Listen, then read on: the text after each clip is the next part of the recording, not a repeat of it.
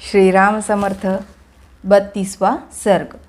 ब्रह्मपुत्र कुश के 4 पुत्रों का वर्णन। सोनभद्र तटवर्ती प्रदेशों को वसु की भूमि बताना।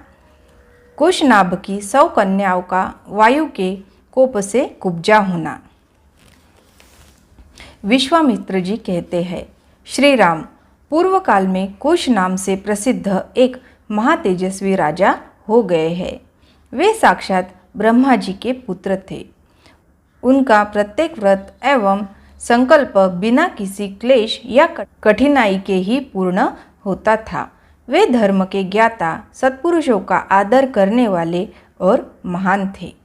उत्तम कुल में उत्पन्न विदर्भ देश की राजकुमारी उनकी पत्नी थी।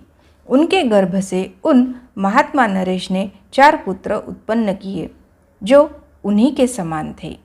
उनके नाम इस प्रकार है, कुशांब, कुशनाभ, असुरत्रजस तथा वसु।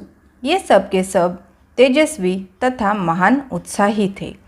राजा कुश ने प्रजा रक्षण रूप क्षत्रिय धर्म के पालन की इच्छा से अपने उन धर्मिष्ठ तथा सत्यवादी पुत्रों से कहा, पुत्रों, प्रजा का पालन करो, इससे तुम्हें धर्म का पूरा पूरा फल प्राप्त होगा। अपने पिता महाराज कुश की यह बात सुनकर उन 4 लोक शिरोमणि नरश्रेष्ठ राजकुमारों ने उस समय अपने अपने लिए पृथक पृथक नगर निर्माण कराया। महातेजस्वी कुशांब ने कौशांबीपुरी बसाई। धर्मात्मा कुशनाभ ने महोदय नामक नगर का निर्माण कराया। परम बुद्धिमान असुरत्रजस ने धर्मारण्य नामक एक श्रेष्ठ नगर बसाया तथा राजा वसु ने गिरिव्रज नगर की स्थापना की। महाराज वसु की यह गिरिव्रज नामक राजधानी वसुमती के नाम से प्रसिद्ध हुई। इसी के चारों ओर ये 5 श्रेष्ठ पर्वत सुशोभित होते हैं।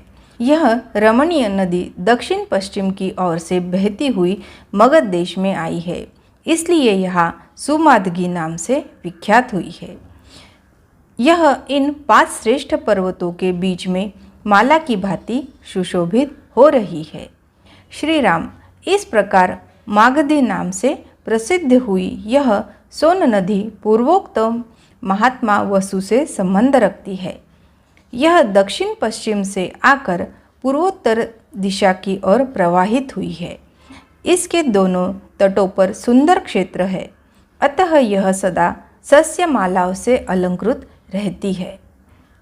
श्री राम, धर्मात्मा राजर्षि कुशनाभ ने घृताची अप्सरा के गर्भ से परम उत्तम 100 कन्याओं को जन्म दिया। वे सब के सब सुंदर रूप लावण्य से सुशोभित थी। धीरे धीरे युवावस्था ने आकर उन सौंदर्यों को और भी बढ़ा दिया।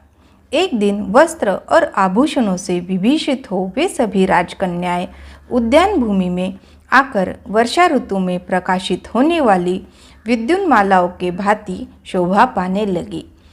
सुंदर अलंकारों से अलंकृत हुई वे अंगनाएं गाती बजाती और नृत्य करती हुई वहाँ परम आमोद प्रमोद में मग्न हो गई। उनके सभी अंग बड़े मनोहर थे। इस भूतल पर उनके रूप सौंदर्य की कहीं भी तुलना नहीं थी।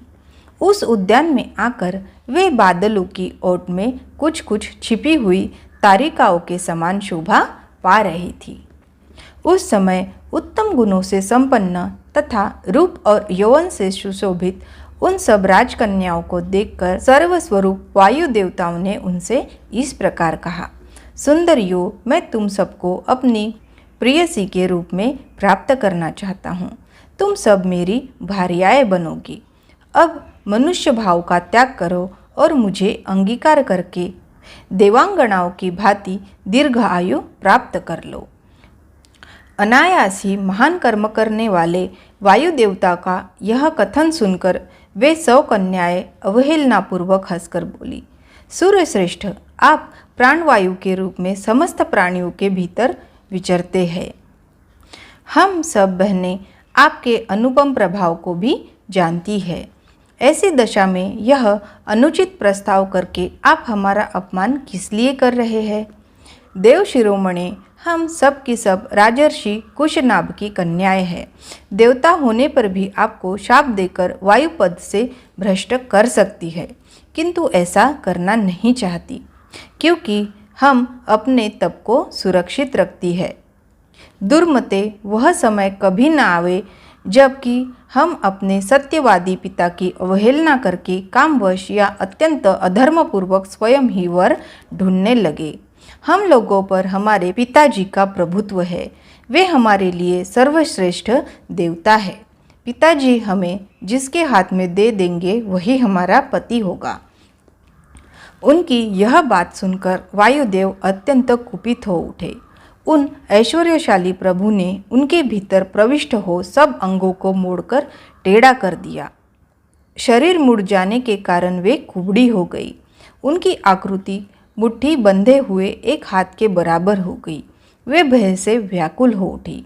वायु देवता के द्वारा कुबड़ी की हुई उन कन्याओं ने राजभवन में प्रवेश किया। प्रवेश करके वे लज्जित और उद्विग्न हो गई। उनके नेत्रों से आंसुओं की धारा बहने लगी। अपनी परम सुंदरी प्यारी पुत्रियों कुब्जता के कारण अत्यंत दयनीय दशा में पड़ी देख राजा कुशनाभ घबरा गए और इस प्रकार बोले, पुत्रियों, यह क्या हुआ? बताओ, कौन प्राणी धर्म की अवहेलना करता है? किसने तुम्हें कुबड़ी बना दिया जिससे तुम तड़प रही हो, किंतु कुछ बताती नहीं हो? यो कहकर राजा ने लंबी सांस खींची और उनका उत्तर सुनने के लिए वे सावधान होकर बैठ गए। इस प्रकार श्री वाल्मीकि निर्मित आर्ष रामायण आदि काव्य के बालकांड में 32वां सर्ग पूरा हुआ। श्री राम समर्थ।